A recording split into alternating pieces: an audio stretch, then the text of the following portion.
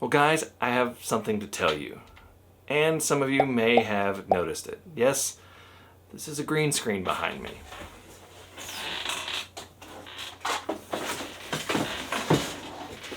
The layout is gone, and I'm going to show you how I stripped it for parts. This video is brought to you with support from Klondike's. Klondike's is a family-owned business that makes in-scale T-Track modules, mini diorama kits, and in-scale display stands right here in the US. You've seen me feature many of their modules right here on this channel, and I am so proud to have them as a partner on this channel. Check them out at the link in the description. Now this is where I normally sit to do the videos. I just don't have the layout behind me. My modeling workbench is going in back there. It was over there and now it's going back over there. But if you're ever wanting to build a new layout, never just chuck out the old one. You could potentially save hundreds or thousands of dollars depending on your layout size by salvaging what you can. And this is exactly what we're going to do. The two easiest things to salvage are buildings and detail parts and trees. So let's get started. My layout comes in two main sections built on hollow core doors sitting on IKEA desk tables. We start with the West Valley section. The first thing we do is remove the buildings and detail parts. Now I'm just using a box lid to collect everything as I go so that it doesn't roll off somewhere. The next thing is trees. Now the puffball trees, they're not going to come off intact. They're going to have to be marked as a loss. I really tried to get them off and I've tried some other things, but I just said I'm gonna mark them as a loss. But the super trees and plastic trees can totally be recycled on the next layout. I have a sheet of pink foam that I can pick up the trees and stick them into to hold them in place until I'm ready to use them.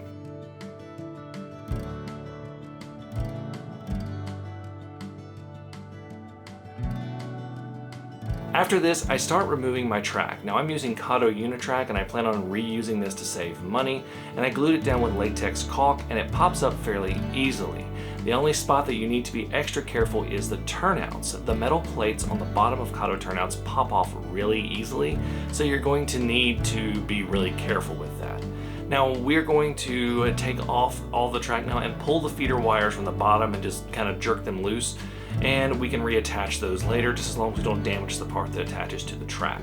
This is also going to save us on any money for terminal unit joiners. Just remember to go slow, and if you use pink foam like me as the base, you can use something like a flathead screwdriver or a metal spatula to get underneath the track and pop it loose. Now, if you're not using Kato Unitrack or something with a pre-attached road bed, it's probably going to be a little bit more difficult to reuse track, and it's going to be really easy to bend it and get it out of shape, and you may just have to mark it off as a loss. The last thing I do is I want to try and save some of the rock formations. These are on plaster cloth is what I mounted on, so they should cut out fairly easily.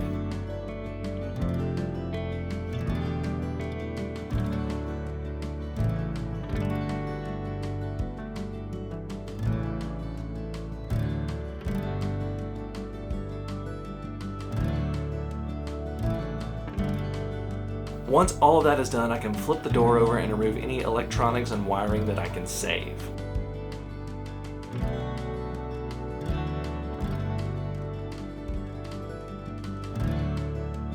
I then repeat the process for the second door.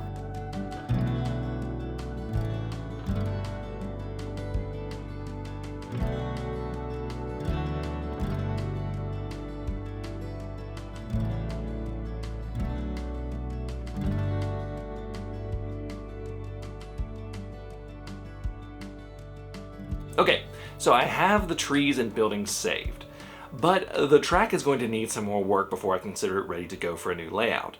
Now there's loads of scenic material on the track and I want to remove it. Now I did paint the rails and that's not going to come off, but that's okay. But the scenic material like ballast is held on with a water-based glue, white glue. So all I have to do is soak it in water to release it. So it's just a matter of figuring out how long I need to soak it. I grab a 5-gallon bucket, fill it halfway up with water, and start tossing track pieces in. Do not soak your turnouts, but we'll get to that later. I did various tests on soak times, and I found that about a 30-minute soak is going to give you good results while not taking up too much time. I think the longest I did was probably about 3 hours. So any time in that range and you're going to be okay.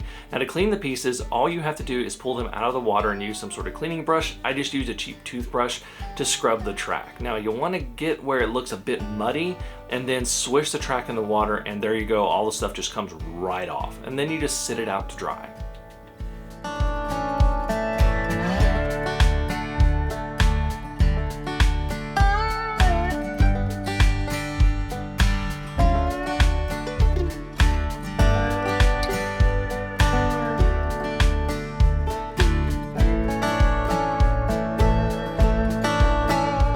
For the turnouts, it's a bit more involved. I would scrape off as much as you can before you do anything wet, and then use a wet toothbrush to continue scrubbing even when you haven't put any more water on it. Now while I don't soak the turnouts, a little swish of water isn't going to wreck it. These things use electricity but have no digital electronics to ruin, but I would say the less water you use, the better, and do try to avoid submerging the mechanism. Then you can sit them out to dry. This is a long process, but it can save you hundreds of dollars. And there you go. We've saved buildings and trees, a lot of those there. And we've saved a ton of track as well. So there you go. Not only is this a ton of money saved, but it's a ton of time saved as well. So now there's only one thing left to do.